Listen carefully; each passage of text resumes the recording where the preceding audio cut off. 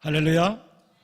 3월의 마지막 날입니다. 3월의 마지막 주일이기도 합니다. 사순절 네 번째 주일입니다. 저 우암 전면에 벌써 개나리는 다 피었고요, 벚꽃도 이제 다 나와서 인사하고 있는 가운데 있어요. 교회 마당의 목련꽃도 아름답습니다. 그런데 그보다 더 아름답고 빛나는 영혼이 어디에 있습니까? 내 곁에 있으니 한번 활짝 웃음으로 선물해 주세요. 주님의 이름으로 사랑합니다.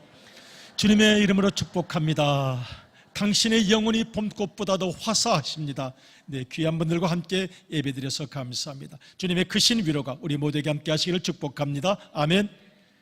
이 아침 우리는 죽음의 수용소 밤모섬에서 영적 고통과 심령의 고통과 많은 절망 속에 있었지만 다시 예수님을 만나고 다시 소망을 꿈꾸었던 사도 요한의 고백, 또 그 고백이 담긴 요한계시록을 통해서 함께 은혜를 얻고자 합니다.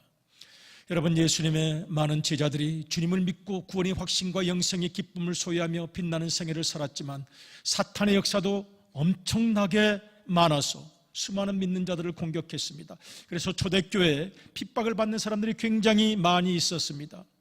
사도 요한만 해도 12제자 중에서 배신하여 먼저 죽은 가룟 유다를 빼놓고 11명 중에 10명이 다 죽었습니다. 10명이 다 순교했습니다. 그리고 사도 바울도 순교했습니다. 베드로도 순교했습니다. 그 순교의 상황 속에서 사도 요한은 죽지를 않았습니다. 아니, 죽을 수가 없었습니다. 왜냐하면 예수님의 십자가에서 주신 약속이 있었기 때문입니다. 요한아, 내가 내 육신의 어머니 마리아를 모시도록 하거라. 그래서 죽을 수 없었습니다.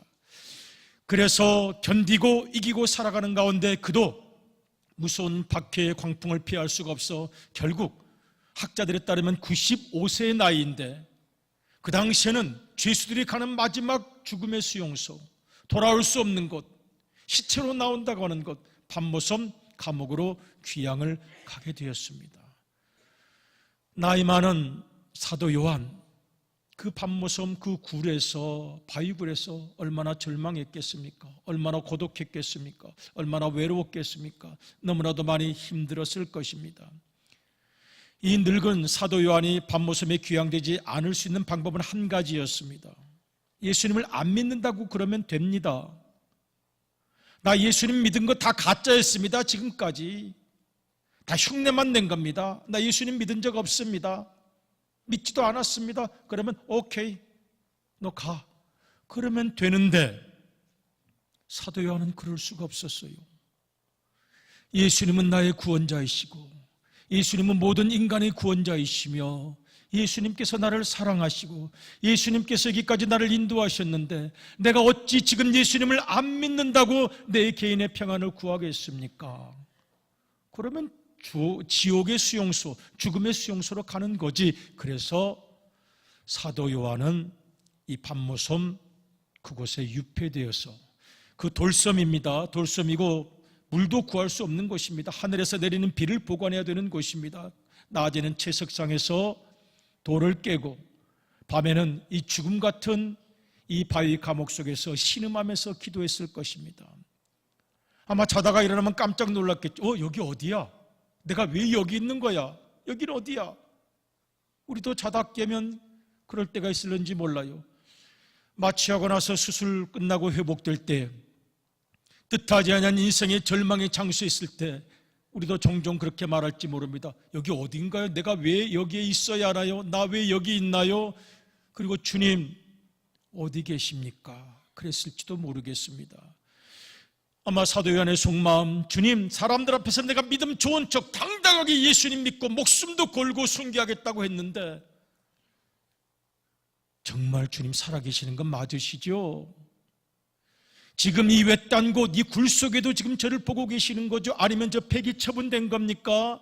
효용가치가 끝난 것입니까? 이렇게 외롭게 살다가 언제 죽는지도 모르게, 아무도 모르게 그냥 죽어가는 것입니까? 저 미래는 어떻게 됩니까?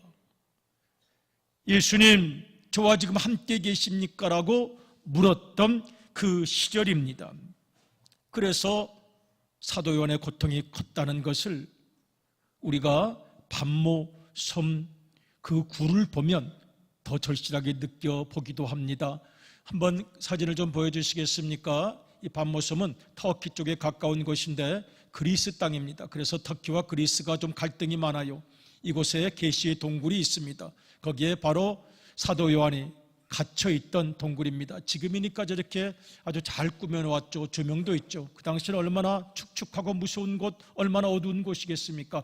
죽음과 삶이 왔다 갔다 했을 것입니다. 이곳에서 살아서 돌아가는지, 물론 나중에 살아서 돌아갔습니다마는 다시 나올 수 있을런지 절망과 좌절이 있었을 것입니다. 그 지붕을 보면 바위가 3개로 쪼개졌는데 요한계시록을 받을 때 그 바위가 쪼개졌다고 알려진 곳입니다.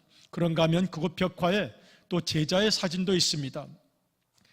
이 사도행전 6장 5절을 보면 이 브로고로가 나와요. 7 집사 중에 스데반과 함께 브로고로가 성령 충만한 사람으로서 집사가 되었는데, 지금 사도 요한이 그 브로고로와 함께 귀향을 온 것인지, 브로고로가 자청을 한 것인지, 나이 많은 사도 요한을 돕기 위해서 브로고로가 지금 요한계시록을 쓰고 있는 장면입니다.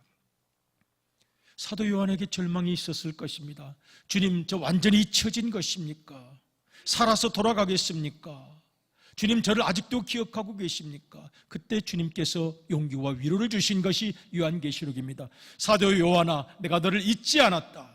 내가 어느 곳에 있든지 나는 너와 함께 할 것이며, 이 인류 역사도 제 멋대로 지금 가고 있는 것이 아니다. 나의 계획과 섭리 아래 이 역사가 지금 진행되고 있는 것이며, 너 개인의 인생도 나의 사랑과 나의 돌봄 가운데 진행되고 있다는 것을 잊지 말아라. 그것이 요한계시록의 내용이요 주제요, 요한계시록을 통해서 요한에게 주신 소망의 빛이었던 것입니다. 한번 1장 1절을 읽어보도록 하겠습니다. 같이 읽어요. 시작. 예수 그리스도의 계시라. 이는 하나님이 그에게 주사 반드시 속히 일어날 일들을 그 종들에게 보이시려고 그의 천사를 그 종 요한에게 보내어 알게 하신 것이라. 아멘.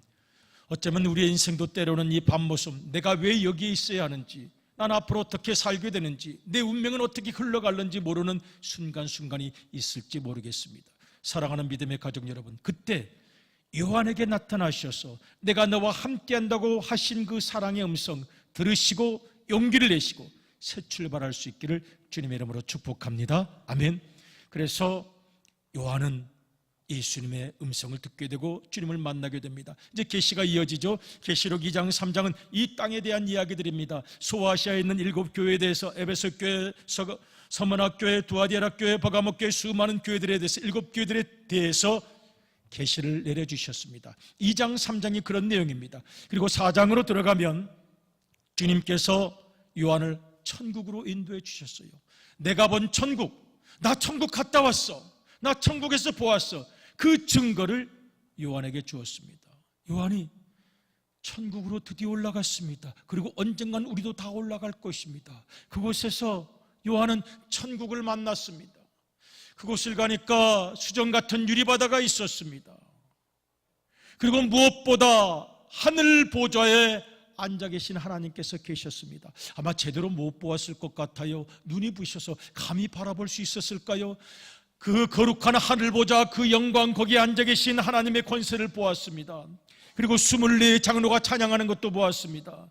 거기 생물들이 있었는데 독특해요. 사람의 얼굴도 가졌고, 송아지 얼굴도 가졌고, 독수리 얼굴도 가졌고, 사자 얼굴도 가진 그 생물들이 하나님을 찬양하는 것을 보았습니다. 7영을 가진 이 영들이, 성령의 상징으로 상징되는 모든 것들이 하나님을 찬양하는 것을 보았습니다. 그 아름답고 빛나는 눈부신 유리바다, 새하늘과 새 땅으로 보여지는 그 놀라운 천국의 광채를 사도 요한은 보았습니다.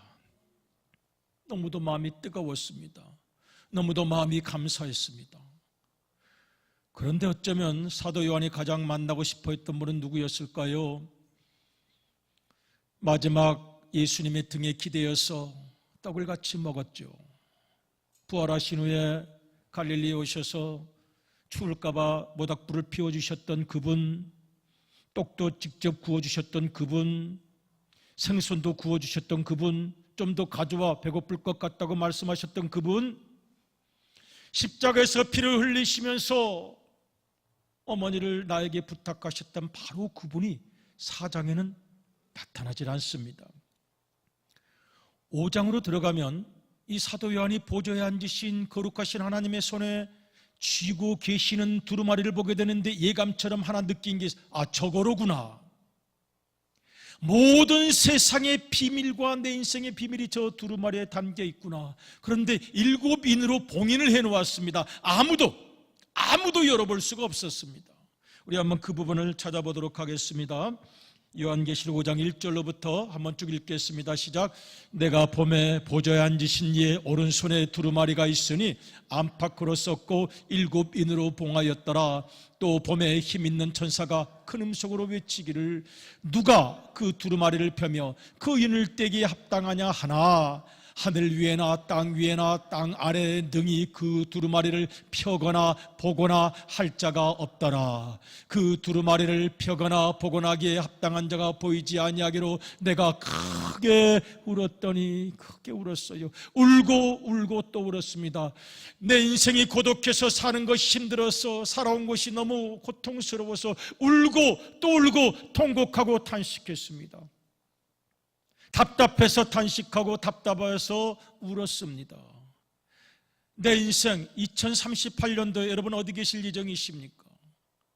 2050년도에는 뭘 하고 계실 예정이십니까? 혹시 요양원에 계시겠습니까? 아니면 무슨 병원에 계시겠습니까? 아니면 그때까지도 싱싱하게 뭔가 작품 한동을 만들고 내 인생 변두리가 아니라 주인공으로 살아가시겠습니까? 아니면 주님 곁에 계시겠습니까? 내 인생이 어떻게 되겠습니까? 내년쯤에는 어떻게 되겠습니까? 그리고 나는 왜 이렇게 힘든 생을 사는 것입니까? 그래서 울고 또 울었습니다. 사도 요한은 울었습니다. 그런데 우리 5장 5절을 한번 보도록 하겠습니다. 그때 한 장로님이 그에게 와서 이야기를 합니다. 같이 읽어요. 시작. 장로 중에 한 사람이 내게 말하되 울지 말라. 유다 지파의 사자 다윗의 뿌리가 이겼으니 그 두루마리와 그 7인을 때리라 하시라 하더라. 아멘. 장로 중에 한 사람이 내게 말합니다. 유다 지파의 사자. 요한계시록인 사자라는 단어가 한글로는 똑같은데 두 가지 다른 뜻으로 나타납니다. 하나는 angel, 하나님께서 보낸 메신저를 사자라고 부릅니다. 그러면 여기에서는 동물의 왕 사자를 말하는 것입니다. 라이언입니다. 맹수의 왕입니다. 원래 유다 지파의 상징 동물이 라이언입니다. 가장 강한, 가장 힘이 있는 동물을 말합니다. 그리고 그 유다 지파에서 다윗 왕이 나왔죠. 다윗 왕도 가장 강한 왕권을 지닌 그런 사람이었습니다. 즉 예수님은 가장 강한 라이언 같은 힘을 가지시고 다윗 왕의 권세를 가지셨는데 다 내려놓으시고 어린 양이 되셔서 스스로 죽으셨습니다. 사자와 같은 용맹 다 내려놓으셨습니다. 왕권의 무서운 힘 다 내려놓으셨습니다. 그리고 사랑 때문에 자신이 어린 양이 되어 제물이 되셨습니다. 우리 한번 7절을 읽어보도록 하겠습니다. 뭐라고 말합니까? 첫 번째 누가라고 나왔다고 말씀합니까? 같이 읽어요. 시작. 그 어린 양이 나와서 보좌에 앉으신 이의 오른손에서 두루마리를 취하시니라. 아멘.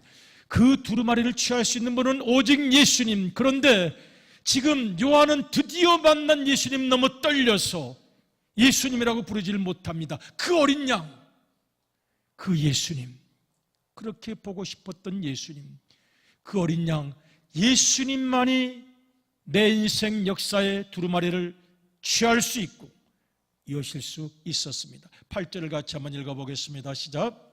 그 두루마리를 취하심에 네 생물과 24장로들이 그 어린 양 앞에 엎드려 각각 검은고와 향이 가득한 금 대접을 가졌으니 이 향은 성도의 기도들이라. 아멘. 요한 드디어 예수님을 만났습니다. 예수님 보고 싶었습니다. 고달픈 생에 그때마다 하늘을 바라보고 눈물을 닦아냈는데요, 여기 오니 또 이렇게 뜨겁게 눈물이 납니다. 주님께서 눈물을 닦아주셨을 것 같습니다.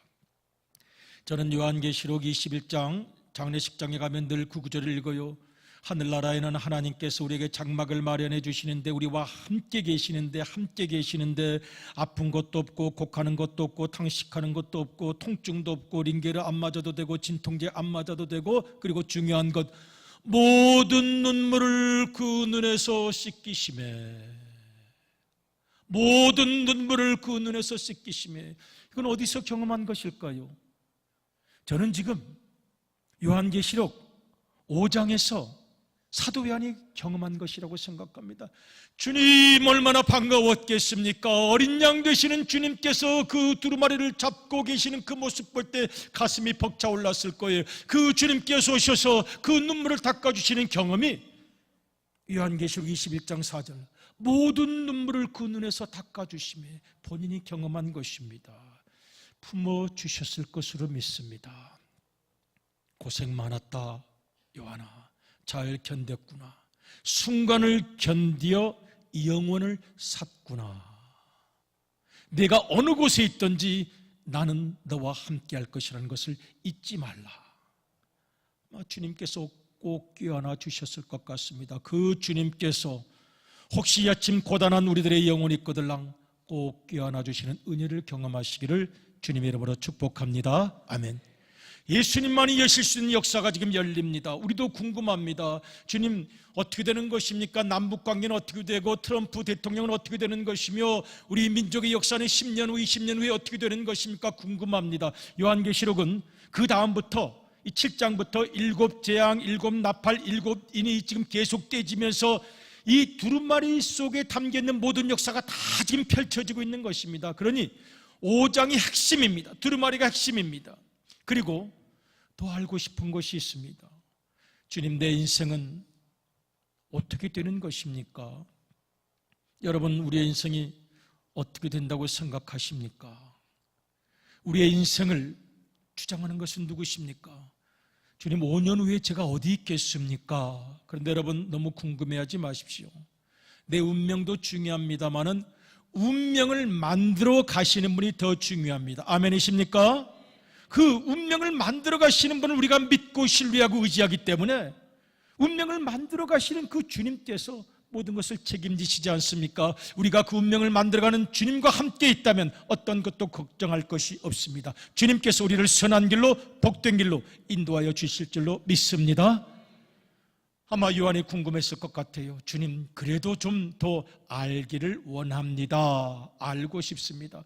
여러분, 요한계시록 20장을 보면 우리 인생 기록이 다 두루마리에 나와 있습니다. 한번 읽어보겠습니다. 계시록 20장 12절입니다. 여기 우리가 살아온 내용이 다 기록되어 있어요. 같이 읽어요. 시작. 또 내가 보니 죽은 자들이 큰 자나 작은 자나 그 보좌 앞에 서 있는데 책들이 펴 있고 또 다른 책들이 펴졌으니 곧 생명책이라. 죽은 자들이 자기 행위를 따라 책들에 기록된 대로 심판을 받으니. 아멘. 우리의 인생도 다 두루마리에 기록되어 있습니다. 마지막 이제 주님 앞에서 그 책이 쫙 펼쳐질 것입니다. 그리고 기록된 대로 심판을 받게 될 것입니다. 얼마나 떨리겠습니까? 자, 과거를 읽겠습니다. 아마 물어보실지 모르죠. 너 이때 왜 이렇게 살았어? 왜? 안 되는 줄 알면서, 해야 되는 줄 알면서 왜 안 했어? 해서는 안 되는 줄 알면서 왜 그랬어? 왜? 왜냐고요? 그때 어렸습니다. 욕심이 많았습니다. 판단이 부족했습니다. 고집 때문이었습니다. 고집 못 버렸던 거야. 마음이 꼬여 있었습니다. 내면의 치유가 안 돼 있었습니다. 기억을 극복하지 못했습니다. 분노 조절이 안 됐습니다. 주님, 그거 좀 지워주십시오. 지워주십시오. 지워줄게. 주님께서 지워주시는데요, 그 주님께서 말씀하십니다. 지워주겠는데 이것을 지울 수 있는 것은 단 한 가지, 내 피밖에 없다. 오직 보혈의 피로만, 어떤 것도 그것을 지울 수 없으나 오직 보혈의 피로만 삭제, 삭제, 삭제, 삭제. 우리는 그것을 은혜라고 말합니다.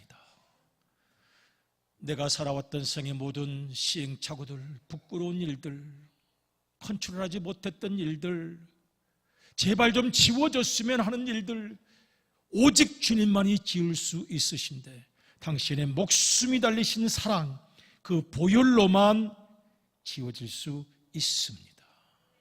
우리는 그 은혜를 받은 사람들, 미래도 궁금합니다. 주님, 대단히 죄송한데요, 미래도 좀 한번, 주님 손 좀 치워주세요. 궁금해 죽겠어요. 이 미래 좀 보게 해주세요. 미래를 쫙 보는데 2095년, 2150년, 주님 이거 고쳐주십시오. 고쳐주십니다. 고쳐주십니다. 우리 5장 8절을 한번 읽어보도록 하겠습니다. 5장 8절 다시 한번 읽어보겠습니다. 5장 8절을 좀 주목해 보시길 바랍니다. 5장 8절에 이 두 마리를 여는 순간 가져온 게 하나 있어요. 이게 지금 오늘의 핵심이고 우리가 집중해야 할 내용입니다. 5장 8절 같이 읽어요. 시작. 그 두루마리를 취하심에 네 생물과 24장로들이 그 어린 양 앞에 엎드려 각각 검은고와 향이 가득한 금대접을 가졌으니 이 향은 성도의 기도들이라. 아멘.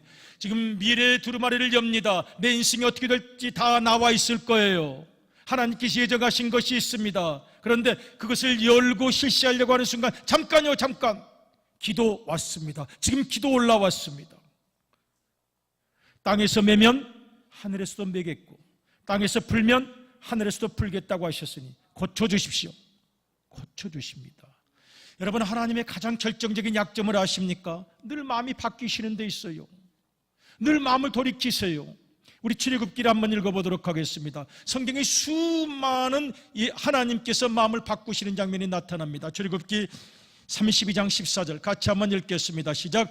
여호와께서 뜻을 돌이키사 말씀하신 화를 그 백성에게 내리지 아니하시니라. 돌이키세요. 마음을 바꾸세요. 마음이 변하셨어요.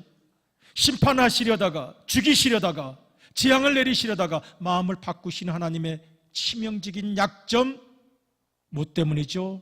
사랑 때문에. 나를 끝까지 사랑하시기 때문에 마음까지 바꾸시는 하나님의 사랑. 우리 요엘 2장을 한번 읽어보도록 하겠습니다. 같이 읽어요. 시작. 너희는 옷을 찢지 말고 마음을 찢고 너희 하나님 여호와께로 돌아올지어다. 그는 은혜로우시며 자비로우시며 노하기를 더디하시며 인애가 크시사 뜻을 돌이켜 재앙을 내리지 아니하시나니. 아멘. 하나님의 치명적인 약점, 사랑. 그래서 뜻을 바꾸신 하나님, 예수 그리스도를 보내주신 그 은혜, 저는 종종 상상합니다. 우리 주님께서 두루마리를 쫙 펴시는데 제가 2028년도는 이렇게 되는 거예요. 좀 지워주시고 제 기도 지금 올립니다. 결심을 올립니다. 사랑하며 살았다고 기록 좀 해주시면 좋겠어요. 기록해도 되겠어? 실천할 자신 있어? 살아볼게요. 주님을 위하여 헌신했다고 좀 기록해 주세요. 제 미래에 그렇게 기록할 텐데 그렇게 살 자신 있어? 그렇게 살아보겠습니다. 그러니 미래는 우리가 주님과 함께 써나가는 것입니다. 신학적으로 맞느냐고요? 확실합니다. Absolutely. 분명합니다. 주님의 약속인 것입니다. 그러므로 우리가 주님께 기도하여 우리가 주님께 간절히 부르짖어 내 미래를 주님께 바치면 이제 내 미래는 사랑하며 살고 가장 작은 것 하나라도 실천하며 살고 주님의 뜻을 이루기 원합니다면 기록되는 것입니다.